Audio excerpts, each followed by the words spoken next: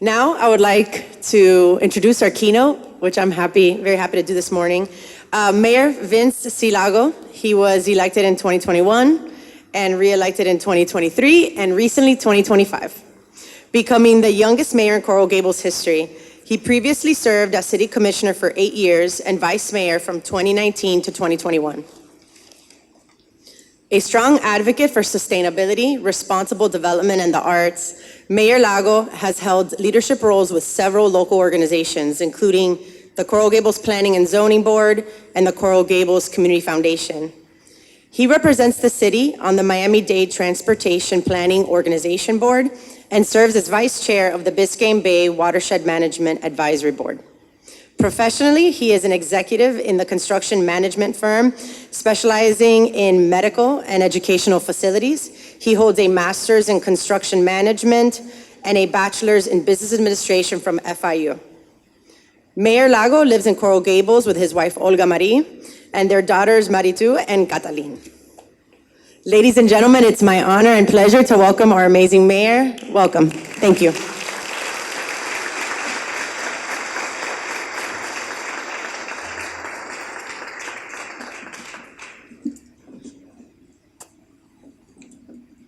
Good morning. Everybody's, either the coffee's not too strong or everybody's still asleep.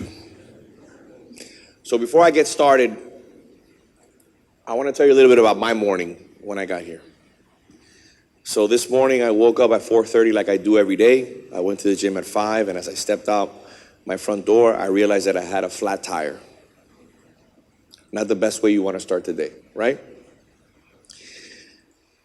Was able to resolve that issue, dropping off my car, getting an Uber over here. And as I stepped out of the Uber, the skies fell on me. I ended up drying myself off in the bathroom as a gentleman walks out of the urinal, looks at me, jacket off, full of water. He's like, I think you're gonna need more than a paper towel. I bring that up because one of the beautiful things about the chamber is that it offers you an opportunity to start your day off right. It changes the way that we look at things, the way that we conduct business, the way that we treat people. It's an opportunity to truly reflect on who we are and what we can offer this community, both as business leaders, as friends, but more importantly, as residents and non-residents, but contributing members of this community. Most importantly, I want to thank my staff and my colleagues who are here. Commissioner Lara, I'm going to mention them in the speech, but before I do that, I just want to mention Commissioner Lara and our Vice Mayor, Rhonda Anderson. I'd like for you to please stand, please.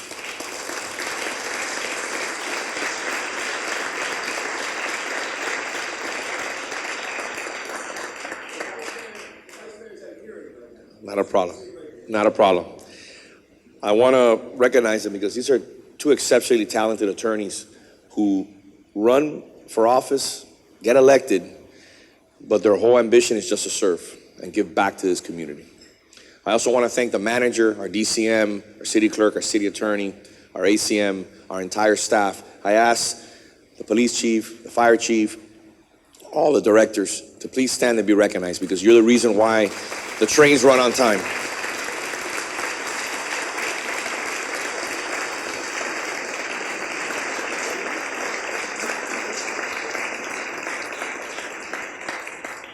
And I never miss an opportunity to reiterate and make sure I tell everyone, get to know Peter Iglesias. It is a privilege. He's in my industry, he's in my same profession. It is a privilege to have this gentleman running our city. We are beyond lucky, and to make it even more impactful, we're spoiled. So get to know your city manager. We're blessed to have him. So as I begin,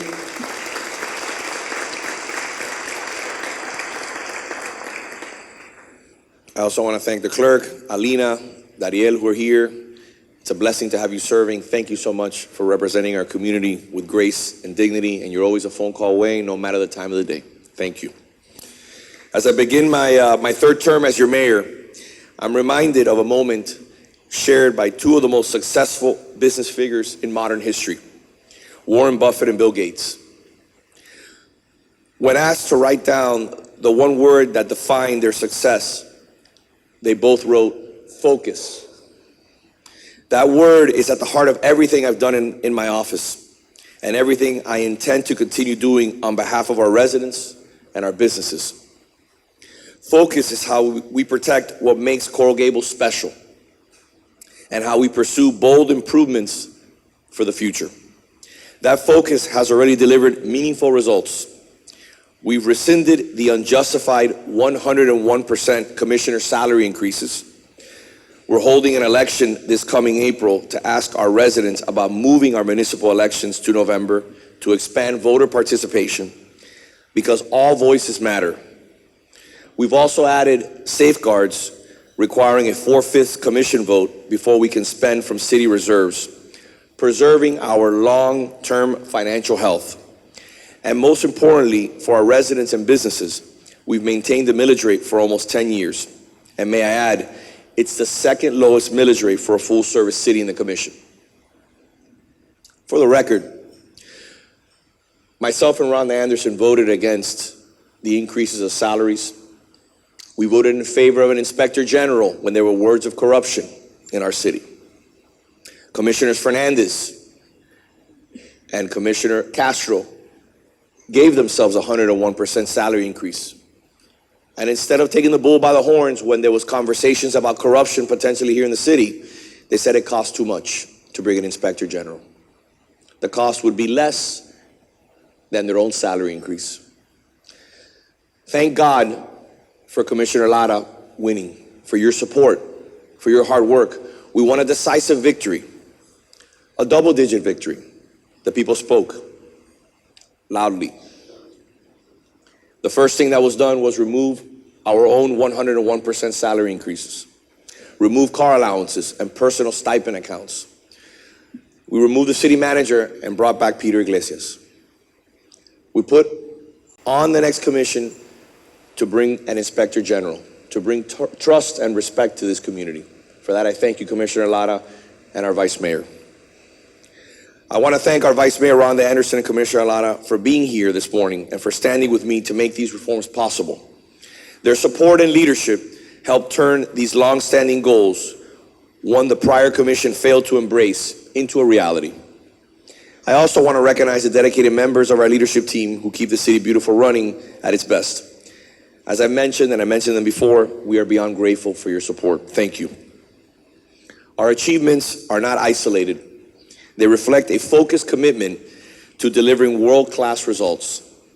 Whether it's maintaining one of the highest credit ratings in the state, modernizing our infrastructure, or ensuring top-tier public safety, we are raising the bar in every category that matters. We're one of 3 cities in the state of Florida that currently have a triple bond rating. That happened under my leadership, and it's something that I'm very, very proud of. As an elected official, you are required to run this like a business. Some people do, some people don't. They see it as their own personal piggy bank. I see this when I'm done. I will look back with pride that I ran this in the most fiscally responsible and thoughtful manner, always taking into consideration how hard it is for all of you to make payroll every single 2 weeks. How hard it is when you open up that envelope and it says that you have to pay your taxes. We should make every decision thinking about the bottom line. That same focus is why Coral Gables continues to be recognized globally as a leader in smart city innovation, not just for a city our size, but for any city in the world. We were once again named one of the top 7 smart cities globally by Intelligent Community Forum. Why was this? Because we're investing in infrastructure that delivers real-time data to enhance safety, mobility, and the quality of life of our residents and our business community. Our deployment of smart poles, many of which are modular, AI-powered, and designed in partnership with industry leaders like Ekin and Pininfarina, is helping us monitor traffic, air quality, and pedestrian flow in real time. We've completed over 50 fiber optic broadband segments with 25 more underway, including connecting city facilities and public spaces to support high-speed communication and public Wi-Fi access throughout the downtown. These achievements wouldn't be possible without the leadership of our Innovation and Technology Director, Raimundo Rodolfo. Raimundo's forward-thinking approach has positioned Coral Gables at the forefront of smart city design, and we're grateful for his vision. As we continue to evolve, our smart city infrastructure will remain a key driver to our economic development. Another key area where we're focused is raising the bar in customer experience, especially within development services. We know how important it is for residents and businesses to have a predictable, efficient, and incredibly transparent permitting process. We have failed in the past, and that will change now. That's why, under the leadership of the city manager, Peter Iglesias, we've been steadily improving operations, from creating a one-stop shop for permitting, to launching online plan submission, to fully digitizing our building plans. Now we're taking our next bold step. We're in the process of hiring 20 new positions to improve plan reviews, expedite inspections, and support timely build-outs. This is a direct investment in delivering world-class results. And while you may see costs increasing, don't be alarmed. Our building department is an enterprise fund, which means it pays for itself without impacting the general fund or property taxes. And speaking of bold steps, we recently approved the Permitting Assistance Program.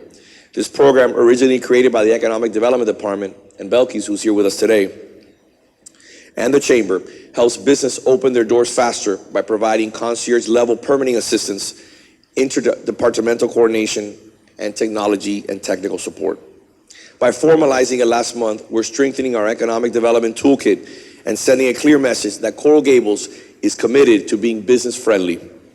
The program minimizes costs, minimizes delays, enhances predictability, and supports both new-to-market and expanding companies. It also drives job creation, capital investment, and reinforces our competitiveness as a premier destination for innovation and enterprise.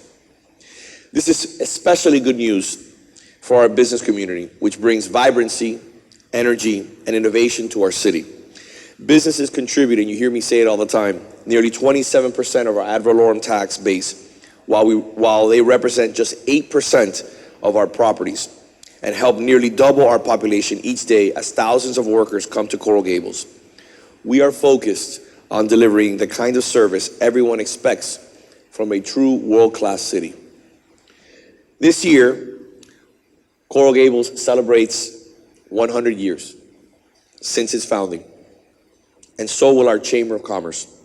Together, we reflect on shared legacy of excellence, innovation, and civic leadership. On that note, it feels surreal to deliver my fifth State of the City address without my dear friend Mark Trowbridge, the Chamber's longtime CEO. Mark's passion and guidance shaped both this organization and our city, and his absence is felt profoundly. To honor his legacy, I propose naming one of our new downtown parks after him, a symbolic gesture to recognize his extraordinary impact. We will work with the Chamber and his family to identify a fitting location among the many new public spaces coming online. Mark wasn't just a business leader, he was a selfless, compassionate friend whose mission was service. One day I hope my daughters will walk past this park and ask, who was Mark Trowbridge? And the answer will be simple: someone who helped shape the heart of our city.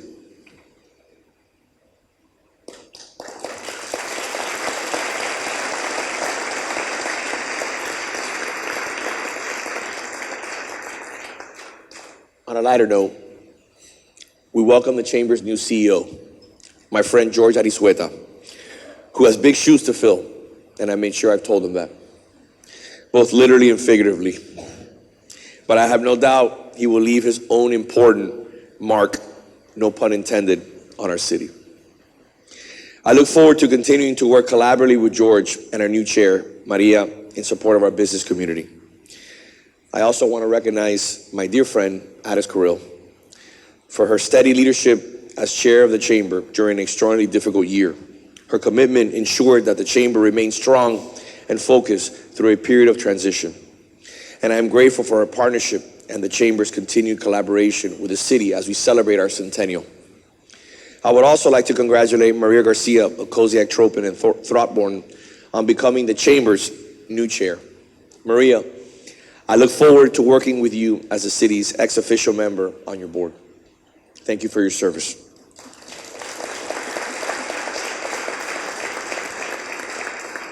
George Merrick, our city's and this chamber's founder, believed that a truly great city needed a world-class university and a vibrant business community.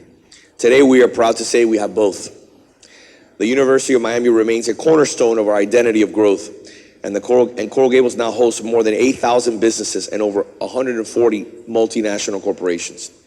Institutions like Ryder, Apple, and City National have chosen to grow here, not just because of our location, but because of our leadership, our planning, and our incredible focus in regards to quality of life. George Merrick understood that a flourishing business community was essential to the vitality of the City Beautiful. That's why, from the beginning, he envisioned a chamber of commerce that would serve as an advocate, a connector, a catalyst of growth. Today, that vision remains as relevant as ever. Our chamber plays a vital role in supporting local business, attracting investments, and promoting Coral Gables as a premier destination. Let me correct myself, as the premier destination for innovation and enterprise. As we look ahead to the next 100 years, the partnership between the city and the chamber will remain a cornerstone of our economic and civic success. Thank you. As we enter our second century, we do so with clarity and purpose. I will continue to lead with civility and transparency, but I will not bend the knee when I see something wrong. I will continue to lead as I believe this city deserves leadership. We must be strong and make the decisions that sometimes are unpopular. Let me make sure everyone heard that. Sometimes are unpopular, but at the end of the day, are the decisions that will not compromise this city. And I've been able to lead not in a silo, but I've been able to lead not only with our incredible team, but with every single one of you. Whether it was a breakfast, like I had with you yesterday morning, or if it's with a phone call with Amy, or if it's with a lunch, or if Tony's calling me to have dinner. It's not just the leadership here at the chamber, it's the members. It's the individuals that I have the privilege to meet at a ribbon cutting. It's the people that tell me what the yes men don't want to tell me. Everybody wants to be my friend now. But I'm pretty sure that in 4 years, 99% of the people that speak to me probably won't speak to me. So at the end of the day, today's a time to leave a legacy. It's a time to leave this city in the best position possible. So I will always vote my conscience, and I will always do what I believe is right. No matter the pressure, no matter what they say or what they do, I will lead with dignity and I will lead with respect. And it's not me, it's you. And I want to thank all of you for allowing me that privilege. I will continue, like I said, to lead with civility and transparency. I introduced an additional reform to strengthen trust in city government. And this is important. A referendum that will appear on the ballot to allow an independent inspector general in the city. This will ensure an additional layer of accountability and oversight to safeguard taxpayer dollars and maintain the highest ethical standards. And I will remain vigilant in protecting your dollars, your neighborhoods, your businesses, and your voice at City Hall. The residents of Coral Gables have made it clear. They expect more than business as usual. They want leadership that respects the public trust, engages the community, and delivers results without compromising our identity. We are not just celebrating 100 years. We are building the foundation for the next 100. So let us move forward together with the same ambition and focus that built the City Beautiful to begin with. Thank you for the honor to allowing me to continue to serve you. Finally, I would like to call my dear friend Addis to join me on stage. It is not often that I get to present the highest honor that anyone can receive in the city of Coral Gables. And I do this today because Addis is an individual and her husband who I hold in high regard. I wish I had the photos here, but I don't. Addis was, not the first time, one of many times where she has come with me in the neighborhoods to meet with angry residents, people who are upset about one thing or another. Her way of being, her way of navigating through very difficult moments is something that I respect and I hold in very high regard.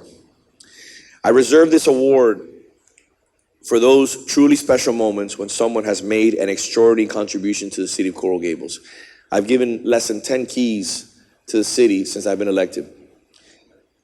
Previous mayors handed this out to dignitaries, to people who came and visited the city. I reserved this award because I wanted to mean something, at least under my tenure, that it was significant, that if you had a key to the city, it was something that you remember forever. Today is one of those special moments.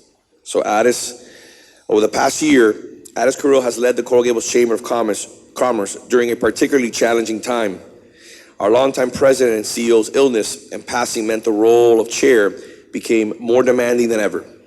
She carried that responsibility with grace, dedication, and an unwavering commitment to both the business community and our city.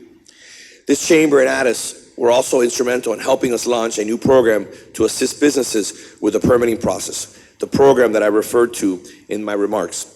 Her steady leadership has left a lasting mark. Addis is not only the immediate past chamber chair, she is also a proud resident of Coral Gables and serves as manager of external affairs at FP&L. Through her role and through her FP&L's lead partnership with the city, we have been moving forward on an important undergrounding project that will strengthen and safeguard our community for generations to come. I worked on that with her for almost a decade, and we're the first city in Miami-Dade County to not pass that cost on to the residents. That is something that over the next 10 years will harden, strengthen, increase redundancy, and increase property values here in the city of Coral Gables. And she carries a lot of that, and she deserves the credit. But beyond her professional accomplishments, Addis is a friend, a neighbor, and someone who cares deeply about the City Beautiful. For her leadership, her grace under pressure, and her devotion to this community, it is my honor to present the key to the city to Addis Carrillo.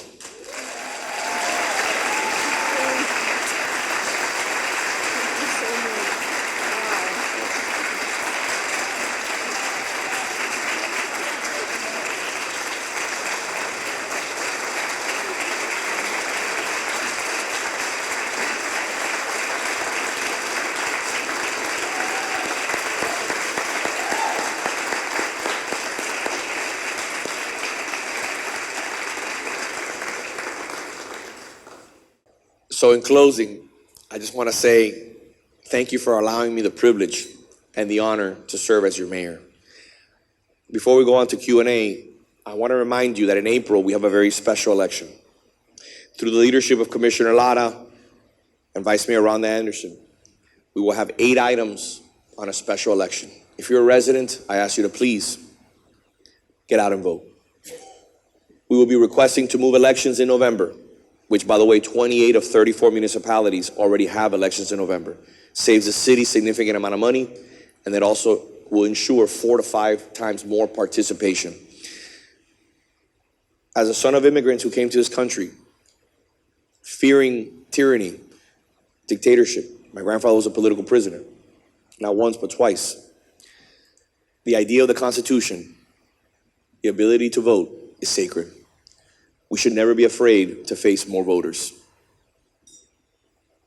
That's number one. Number two, an inspector general. Please support that initiative. Transparency, accountability, it's important for our community. The third is requiring a 4/5 vote in regards to tapping into our reserves. Our reserves are sacred. When I started, we were around $15 million. Now we're over $60 million, around $60 million. I wrote a law that requires 25% of our budget to be in restricted reserves. That's how we were able to get a triple bond rating. That is your money. Our reserves should never be used as a pawn or a negotiating tool in policy. And that's what it was used before. Besides that, I won't bore you on all the other items, but they're incredibly important. We need your support on these 8 referendums that will be voted on. And God willing, if the elections pass, you will have a subsequent election in November. Unlike other municipalities, I am shaving 5 months from my term. I'm not extending my term. There is no benefit for me in this effort. I will be continued to hit over the next year by the blogs, by the papers. This is for you, this is for the city, this is for transparency and accountability. So let's do something a little different. I don't think any other elected official in the state of Florida that I'm aware of during their State of the City takes Q&A. I want some questions, and I would like some questions that are difficult, complex, and hit at the city. I was hoping that the Gazette in the back, which loves to write horrific articles about me every week, which are all false, by the way, would ask something, but he said he wouldn't do it. So stand up, ask me a question. Come on, Yormac. Tom.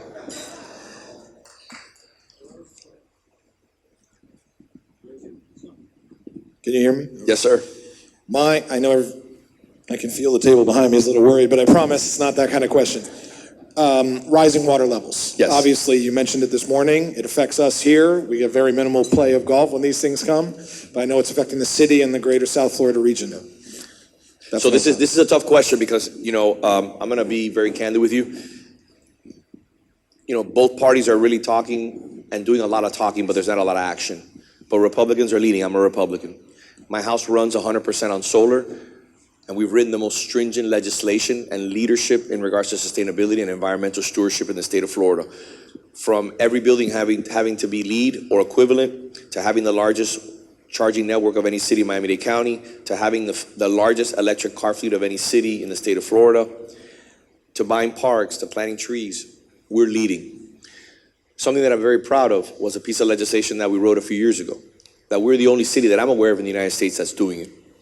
Every year through the budget process, and I want to thank our city manager and his team and our entire budget department, our finance director who's here, Diana, we make the very tough decision to put $4 million in a bank account. We've been doing it for 6 years, and she'll correct me now because she knows it down to a penny. That money cannot be used. It is set aside for 25 years. We wrote this piece of legislation to have over $100 million in an account for sea level rise. It is a sea level rise mitigation fund. No other city is taking $4 million out. Oh, and the vice mayor is here with us. Thank you. I know you were busy in court. Thank you so much. We did this about 5-6 years ago. No other city is doing that. Why did we do this? Because we take this very seriously. We need to invest in our infrastructure, which is what we've been doing. We spent over $100 million in public safety across the board. You see a renovation of our projects, but it's an unknown. So when I'm done serving, and I know I'm on the back nine of my career here in the city of Coral Gables, I want to make sure the next person that comes, that they say, oh, look, our finances are in order. They left us with a reserve. We have the second lowest millage rate for a full service city. Oh, wow, they took into consideration sea level rise. I think we have about $30 million in that bank account right now. And the director, she'll tell me, she's probably looking it up right now. But we have around $30 million, and it's an opportunity for us to, again, strengthen the future. Take into consideration something that people are just talking about, but we're actually making decisions, and we're looking forward. If sea level rise does not come, and a very lucky commission will have $100 million to spend it hopefully on infrastructure, pay down debt, and do what's right by the city. Mr. Yormac. Thank you, Mayor. I just want to say I think we're blessed as a city to have this commission and you as our mayor. I think we truly are. So thank you for everything you do, and thank you for all that. You mentioned something about the polls that are going in with the AI and that are the sort of this. I want to be and have more information on where the information is going, how it's being aggregated or calculated. Because on one side of it, I see it as an amazing opportunity to keep the neighborhood safe, to keep my children safe, and to slow traffic down in certain opportunities and places. And then on the other side of it, I think it's can be a dangerous precedent to set if you're continuing to put cameras throughout the city. So I just wanted to. So that's a great question. It's something that we've been faced with in the past, and our police chief and our city manager are here, and they can talk to you a little bit more about it, but I'm going to just give you a quick synopsis because I've had multiple residents who have come to talk to me about our CCTV cameras throughout the downtown. If you drive through the downtown, you'll see some of the cameras that are placed throughout. One of the biggest questions I was asked was, how are we protecting that data? And the chief will tell you that there's a redundancy. There's a room where, by the way, anyone can tour it if you'd like. We have in our public safety building. And through the leadership of the manager, when he designed and was here to implement the actual construction of the project a few years ago, you can't walk into that room unless you fingerprint it, unless you have a badge swipe. And while someone is monitoring those cameras, there's somebody monitoring that person. There's triple and quadruple redundancy to ensure that that information is only used for public safety. Let me tell you why it's important. That technology is exceptionally just beyond my grasp, because I'm not that tech savvy. I can barely even turn on my phone sometimes. The chief has shown me we're looking for a Hispanic male, black suit, red tie, and you can literally have an overview of the downtown and just remove everyone that does not fit that description. So when you're searching for a person, or you're searching for an older individual who may have dementia and would be lost in our downtown, you can immediately pinpoint where that person is, saving time, saving lives, and God willing, catching someone if they committed a crime. So this technology is guarded. I'd love for you to sit down with our police chief and our city manager, because as an attorney, I think it's important you're asking the right questions. And as a true respecter of a person's civil liberties and a person's ability to privacy, I will do everything in my power to ensure that we only use this technology for good, and that there's everything in place to make sure that no one can ever get their hands on it and use it for bad. Yes, sir. Good morning, Mayor, and thank you. You previously spoke out against the prior bid or business improvement district, and we as a chamber have been privy to the possibility of an upcoming downtown improvement district. Can you shed some light on that, please? First and foremost, I want the chamber to make sure that they know that they will have a voice if there is a new bid. And that is critically important. It's something that I've talked to the manager about.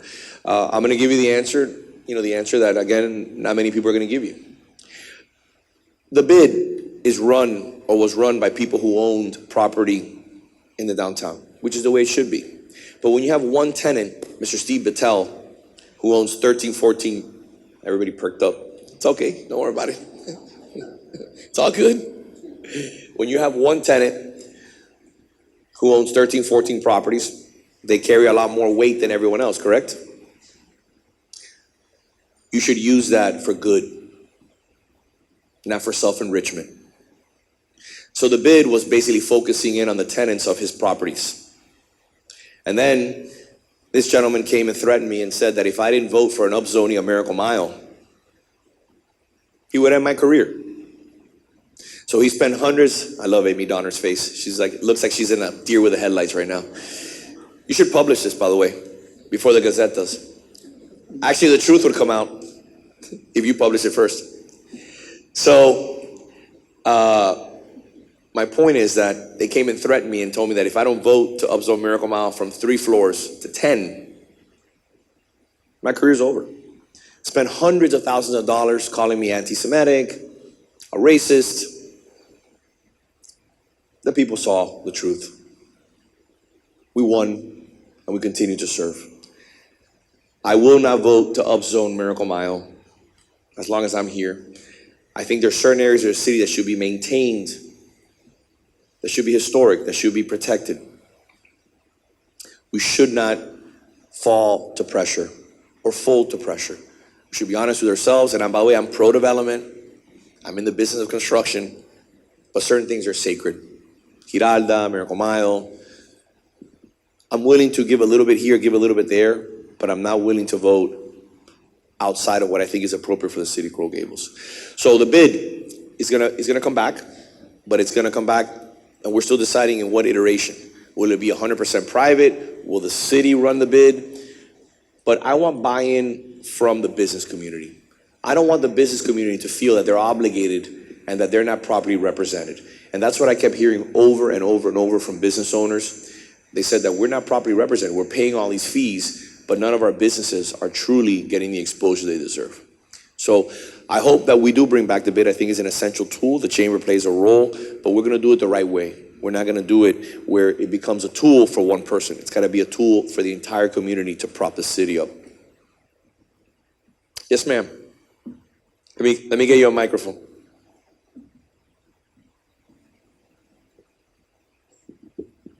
Hi, Sandra Ferreira. I'm a partner and real estate attorney at Day Pitney. We actually have a lot of mutual friends, so nice to meet you. I'm a resident living near US 1 in Granada. There's an incredible amount of accidents off of Riviera and US 1. Is there something that the city can look at to try and improve that intersection? But one of the things that we would have to do, and you have our Public Works Director, Hermes Diaz, who's here, and I'm not sure if Melissa's here also, she's not. And our city manager and our DCM is here. He's taking notes down right there. I'd like for you to sit down and have a conversation because it's not as simple as what we're talking about right now. What I've done it twice this week, and Addis was with me once this week because it was an issue about FP&L, and the other one was an issue in McFarland neighborhood in front of Carver. We do site visits early in the morning, 7:30. I go with staff and we walk the neighborhood. We assess the situation firsthand, and then we look at our options. Is traffic calming an option? I wrote a piece of legislation with the help of my staff. While people are waiting, we have done, correct me if I'm wrong, Mr. DCM, 171 traffic calming pieces throughout the neighborhoods. And right now we have over 200 people that are waiting for traffic calming in the city. So what did we do? We went out and spent about $500,000 on buying temporary traffic calming. So if you're gonna be install traffic calming in 2 years, we'll come in and we'll bring in a plastic one. Doesn't look as nice, obviously, as the beautiful permanent ones, which are brick and up to the standards here in the city. But that alleviates the neighborhood immediately. And when we come to build it, we take it out and we install that one somewhere else to provide some sort of, relief to that neighborhood. In regards to you, the first thing we would do is we schedule a site visit. We did 2 of them this week, actually 3 of them this week. Mr. DCM, how many did we do? 3. We usually do them at 7:30 in the morning. We meet the residents, we try to get everyone together, and we assess. Because it's also a good opportunity to see, you may tell me, hey Vince, this is an issue with a tree, we have an issue with a pothole, and we aggregate as much information as possible. But the problem that you may run into, and I want to make sure that the DCM and has to do the research before, is whether your street is a county street, it's a local street, so we lose a little bit of jurisdiction rights depending on what happens there. But we're working on a lot of different projects throughout the city to offer relief. We're spending millions of dollars a year in regards to traffic calming, and it's a possibility. But I'd like to meet with you at the site at your convenience, maybe next week or the following, so we can really understand what your neighborhood needs. Sometimes it may not even be traffic calming. Sometimes it may be something else. That's it? No, come on, it's got to be more. What time is it? That's it. Give me one more. Come on. One more.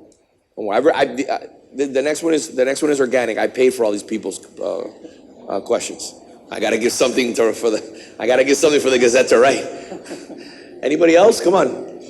Here we go. Madam City Attorney, this is good.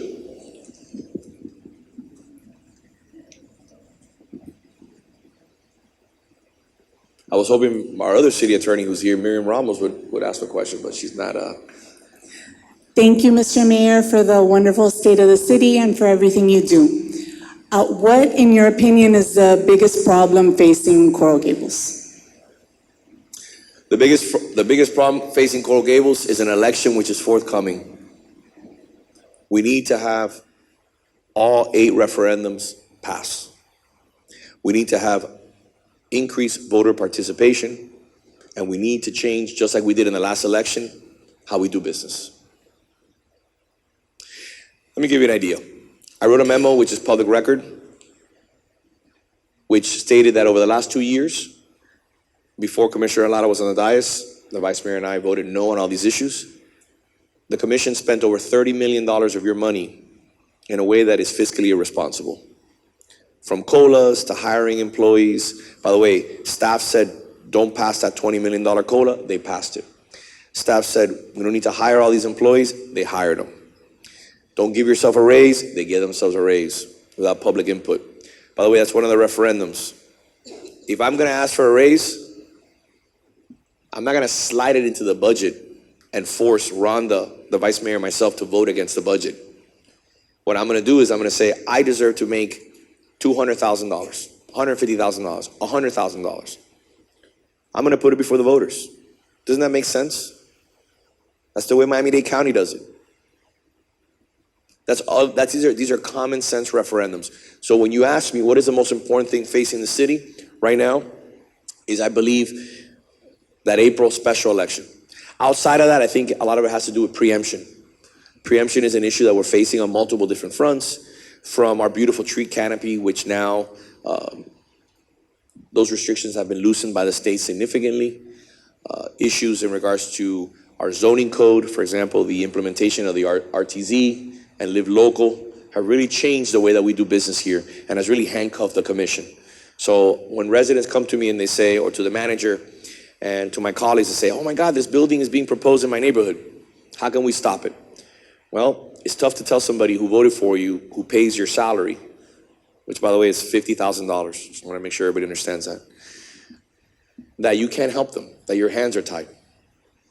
That to me is not why I got into public office. I got into public office to serve, to leave a legacy, and to truly deliver on what I want to see in the next 100 years of this city. So I would say overreach by the state, and I have the utmost respect for our state leaders, but a little overreach. They should trust in the city of Coral Gables, but they just can't trust in us. Other cities have made massive mistakes. Other cities are not saving $60 million in a reserve. Other cities are not putting away money for sea level rise. Other cities are, being a lot more reckless and doing things that, again, are not in the best interest of the residents, so they have to step in with a heavy hand. So that's one issue, and I also think that, like I said before, the April elections. Anything else? Commissioner Lara, there we go.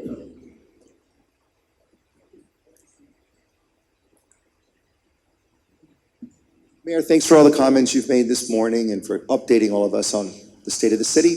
I appreciate you, as everyone in the room does as well, for everything you've done over so many years.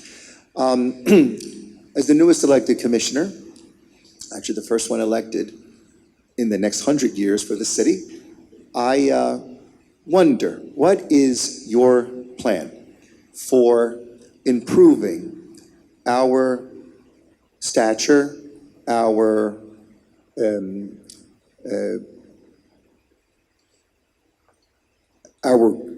I guess, the grade that we have been receiving in Tallahassee, which I understand from speaking from different state representatives, we've taken a hit in terms of how Tallahassee views Coral Gables in terms of when we go and seek appropriations and we seek what is deserving of the city in terms of grants and support from Tallahassee. We have, it seems, our work cut out for us, but what do you see as the path forward to improving our reputation, or our, if you see where I'm getting at, to be able to get what we deserve in order to improve how we're viewed by Tallahassee in these difficult times?